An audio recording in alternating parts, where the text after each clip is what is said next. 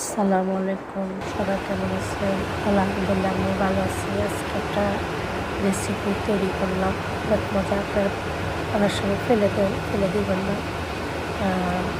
বাজার থেকে যে কদু আনলে কদুটা আমি অনেক সময় ফেলে দিই, তো আজকে একটা রেসিপি বানালাম যে যেটা একদম ড্যাগা কদুর চামড়া, ওটাকে আমি সিদ্ধ করলাম, সিদ্ধ করে একটা ভর্তা বানালাম।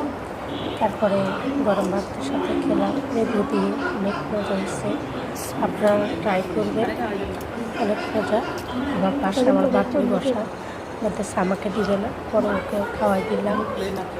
ও বলতেছে আমি অনেক মজা হয়েছে।